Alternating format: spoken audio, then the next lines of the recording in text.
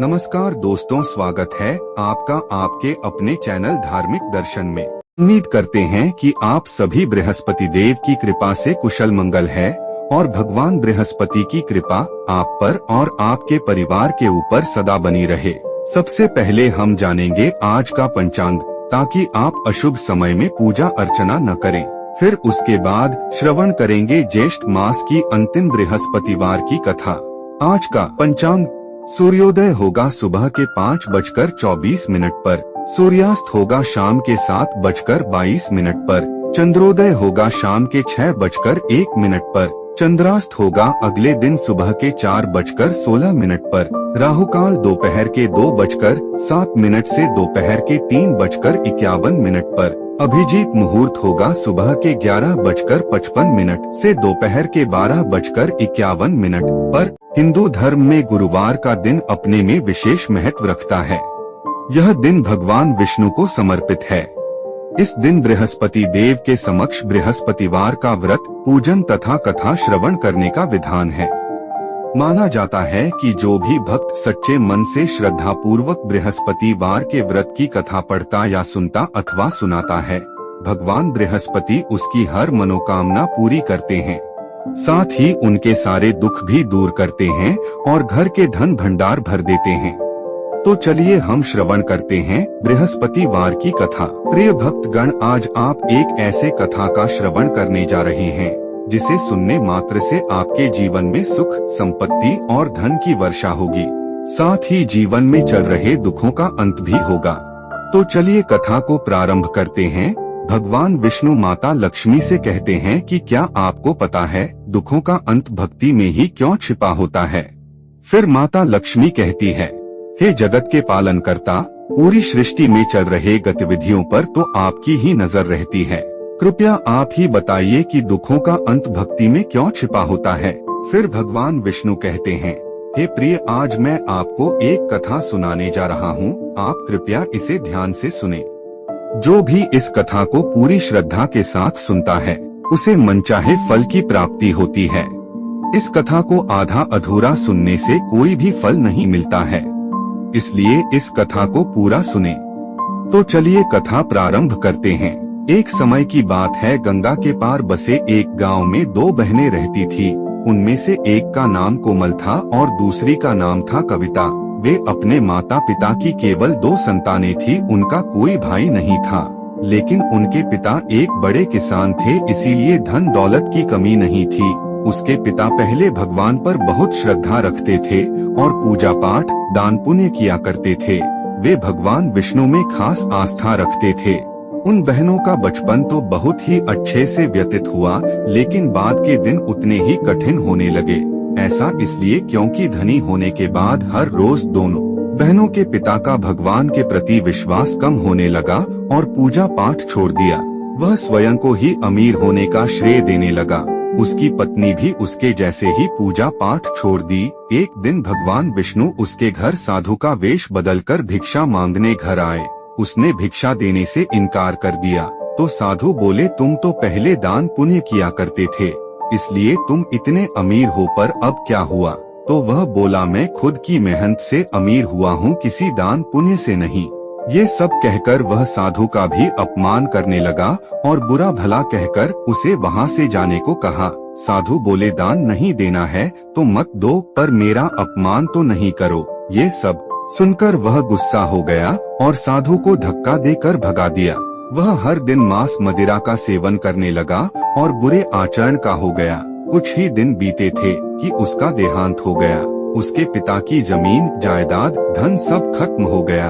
अब कोमल और कविता के घर में केवल उसकी माँ थी और वह भी बीमार रहती थी। बहनों को समझ नहीं आ रहा था कि अचानक से उनकी जिंदगी इतनी बुरी कैसे हो गई। अब कमाने, खाने और इलाज के लिए उन बहनों को ही मेहनत करनी पड़ती थी। कोमल और कविता हर दिन नाव से गंगा पार करके काशी आती और वहां जाकर थोड़ी ताजी हरी सब्जियां बेचा करती। इससे ही उनका गुजारा मुश्किल से चलता था। जब उनकी सब्जियां बिक जाती तो वे गंगा के किनारे आराम से बैठ जाती। वे अपने घर से चावल और नमक लेकर आती और पेड़ की छाया में बैठकर अपना भोजन करती, फिर नाव में बैठकर वापस गंगा पार अपने घर लौट जाती।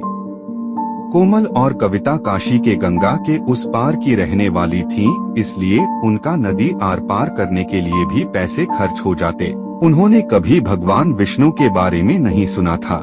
उन्हें भक्ति का मतलब भी नहीं पता था, क्योंकि उनके माता पिता ने उन्हें कुछ बताया ही नहीं था। वे तो बस सब्जियां बेचकर अपना जीवन यापन करती थी।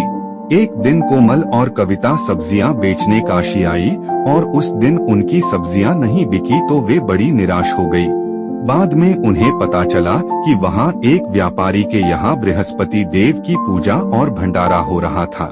सभी लोग वहीं पर प्रसाद और खाना खा रहे थे, इसीलिए किसी के घर पर खाना नहीं बना था। तो कोमल ने कहा, अरे बहन कविता, आज तो हमारी सब्जियां नहीं बिकी तो हम कल क्या खाएंगे? माँ की दवाई कैसे आएगी? अब हम क्या करें? कविता ने जवाब दिया, हाँ बहन, अब घर जाकर भी हम क्या करेंगे? अरे देखो कोमल, सामने वाले व्यापारी के घर में पूजा और भंडारा हो रहा है। कोमल और कविता दोनों व्यापारी के घर गई। व्यापारी के यहाँ पहुंचकर वे भक्तों के बीच बैठ गई और कथा सुनने लगी। कथा में गुरुजी प्रेम पूर्वक भगवान बृहस्पति की कथा सुना रहे थे। उन्होंने भक्तों से कहा, जिसने भगवान विष्णु से प्रेम नहीं किया उसका जीवन व्यर्थ है। जिसका प्रेम भगवान विष्णु के चरणों में नहीं हुआ उसका जीवन व्यर्थ है। जो भी व्यक्ति बृहस्पतिवार को बृहस्पति देव की पूजा श्रद्धा के साथ करता है, उनकी कथा का श्रवण करता है, भगवान उसकी हर इच्छा पूरी करते हैं। जब गुरु जी ने ऐसे समझाया तो कोमल और कविता दोनों प्रभावित हुई। कोमल ने कहा, देखो गुरुजी ने आज क्या कहा है कि अगर जो भी भगवान विष्णु की पूजा करेगा और उनकी कथा सुनेगा तो भगवान विष्णु उसकी हर इच्छा पूरी करेंगे। तो उन्होंने भी गुरुजी से बृहस्पति देव की पूजा विधि और कथा को जानना चाहा, पर वे गुरुजी से नहीं मिल सकी। शाम हो चला था, इसलिए उन्हें अब अपने घर भी लौटना था। तो वे गंगा नदी के तट पर आ गई। अब उन्हें इस बात की चिंता हो रही थी कि नदी पार करने के पैसे भी नहीं थे, तो नदी कैसे पार करेंगी। उनकी ये दशा देखकर भगवान विष्णु ने उनकी मदद की सोची। तभी भगवान विष्णु साधु का वेश बदलकर वहाँ से गुजरने लगे। उन्होंने कोमल और कविता से कहा, बच्चों तुम इतना उदास क्यों हो, क्या हो गया? तो कोमल बोली, हे साधु महाराज, हम काशी प्रतिदिन सब्जी बेचने आते हैं ताकि घर का खर्चा निकल पाए। आज हमारी सब्जी नहीं बिकी तो हमारे पास नदी पार करने तक के पैसे नहीं हैं। साधु जो स्वयं भगवान विष्णु है सब जानते हैं, फिर भी उन्होंने पूछा कि तुम दोनों इतनी छोटी उम्र में काम क्यों कर रहे हो? घर पर तुम्हारे पिता क्या करते हैं? तो कोमल ने सारी बात बता दी और पूछा कि हमारी जिंदगी में इतना बड़ा बदलाव कैसे आ गया। साधु बोले, भगवान विष्णु बड़े दयालु हैं। देखो तुम्हारी सब्जी की टोकरी में शायद पैसे पड़े हो जिससे तुम दोनों नदी पार कर सको। टोकरी कविता के पास थी। जब उसने खोजा तो देखा कि उसमें पैसे हैं। साधु बोले, तुम्हारे पिता ने बृहस्पति देव का अपमान किया था जिससे तुम्हारे परिवार की ऐसी दशा हो गई। तुम आने वाली बृहस्पतिवार को श्रद्धा और पूरी आस्था के साथ बृहस्पति देव की पूजा करना और उनकी कथा सुनना, जिससे तुम्हारा जीवन पहले के जैसा हो जाएगा। कोमल और कविता बोली कि हे साधु महाराज, हमें बृहस्पति देव की पूजा और कथा का कोई ज्ञान नहीं है, फिर हम पूजा कैसे करेंगे और न ही हमारे पास उतने पैसे हैं कि पूजा कर सके। साधु बोले, तुम दोनों कल ही पूजा का संकल्प करके घर से सब्जी बेचने यहाँ आना। तुम्हें तुम्हारे सब्जी के पहले की अपेक्षा ज्यादा दाम मिलेंगे, जिससे कि तुम घर खर्च के अलावा पैसे बचा सकोगी और पूजा भी कर सकोगी। फिर साधु ने पूजा विधि के बारे में बतलाया और कहा कि बृहस्पतिवार के व्रत में चने की दाल तथा मुनक्के से विष्णु भगवान का केले की जड़ में पूजन करना तथा दीपक जलाना, व्रत कथा सुनना, पीले पुष्प चढ़ाना और पीले भोजन ही करना। इससे बृहस्पति देव प्रसन्न होते हैं। फिर उन्होंने कथा के बारे पूछा तो साधु ने बताया कि प्राचीन काल में एक लकड़हारा रहता था। वह बहुत निर्धन था, उसकी कोई संतान नहीं थी। उसकी स्त्री बहुत ही आलसी थी और उदासीनता के साथ रहती थी। उसका किसी भी काम में मन नहीं लगता था। वह बस अपने पति के लिए खाना बनाती, फिर दिन भर आराम करती। वह स्नान नहीं करती और किसी देवता का पूजन भी न करती और न ही अपने पति के गरीबी और दयनीय स्थिति के दूर होने की कामना करती थी। लकड़हारा इससे बड़ा ही दुखी था और अपने भाग को कोसते हुए भगवान से कहता कि उसे कैसी पत्नी मिली है। बेचारा लकड़हारा अपनी पत्नी से बहुत आग्रह करता कि वह रोज स्नान करके पूजा पाठ किया करें, किंतु उसका कुछ भी परिणाम न निकला।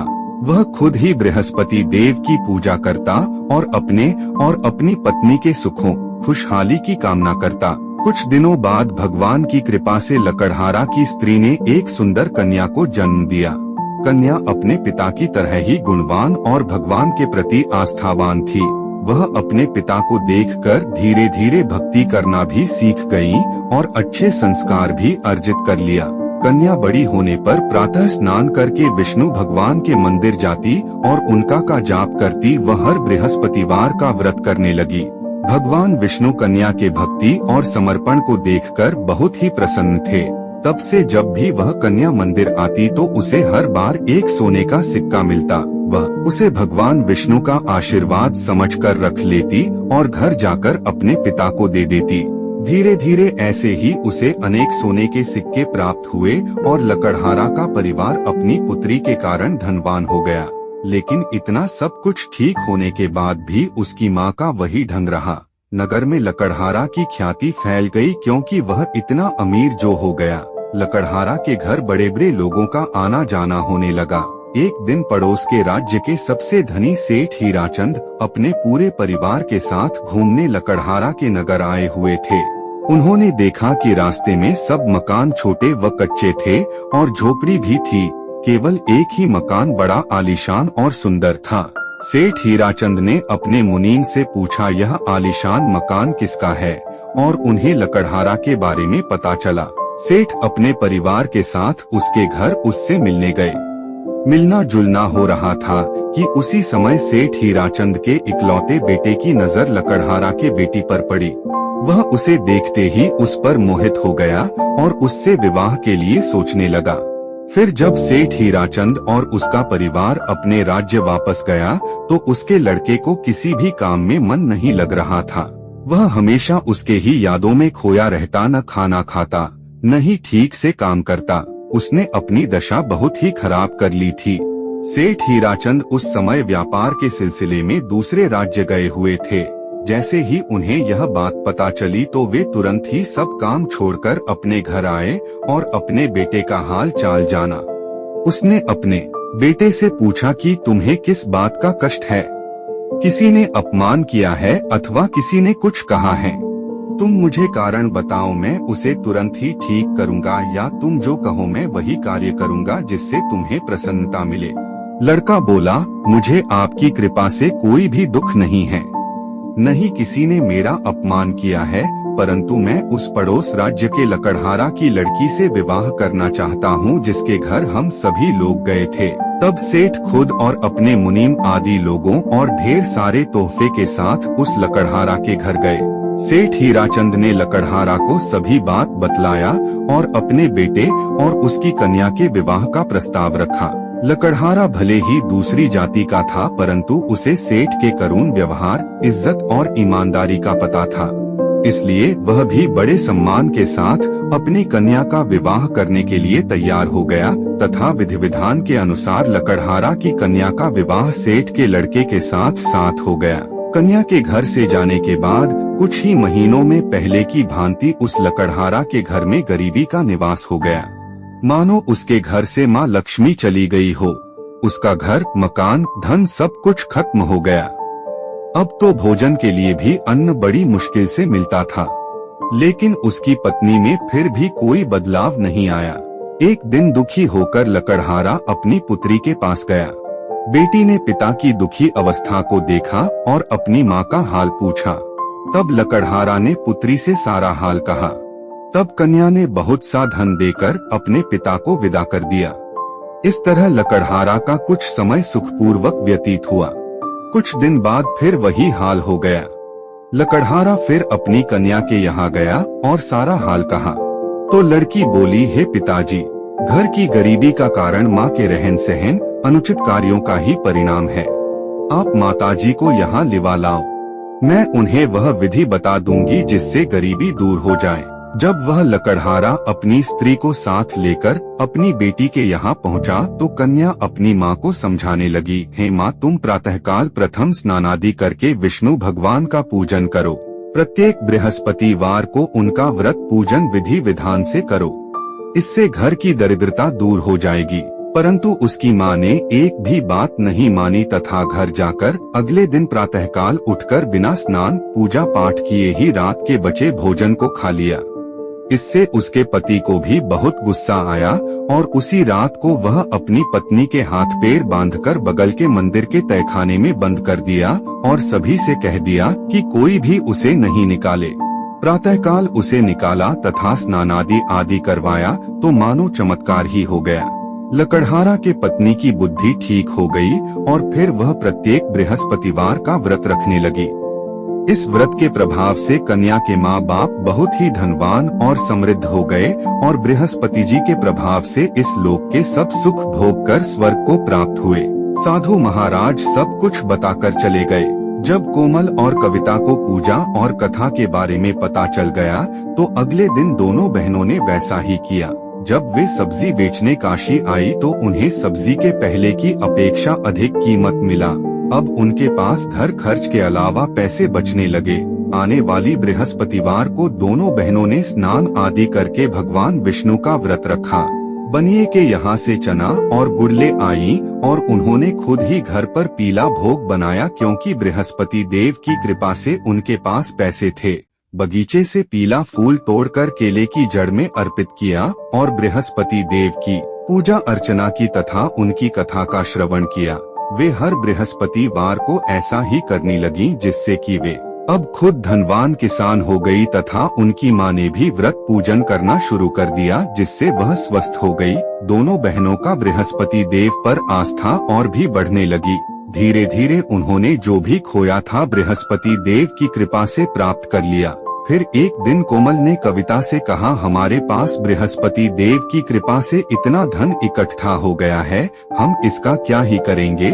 इस पर भगवान विष्णु फिर से उसी साधु का वेश बदलकर उनके पास पहुँचे।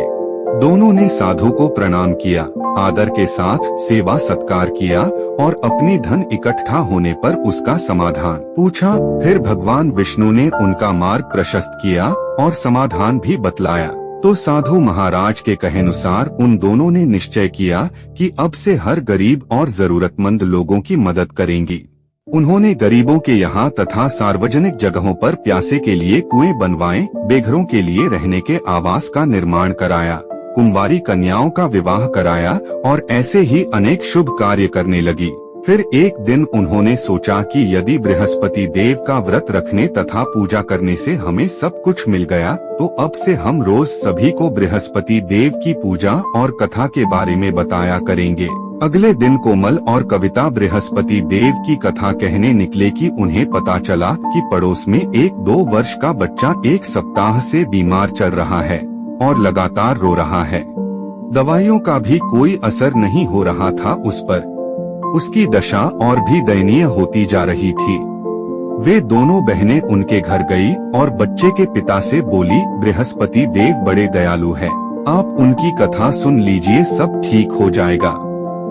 बच्चे के पिता ने निराश होकर कहा, जब वैद्य की दवाइयाँ कोई असर नहीं कर रही तो हमें आपके कथा सुनने से क्या ही लाभ होगा, और ऐसा कहकर मना कर दिया। तभी बच्चे की माँ ने बोला, तुम कथा कहो, मैं सुनती हूँ।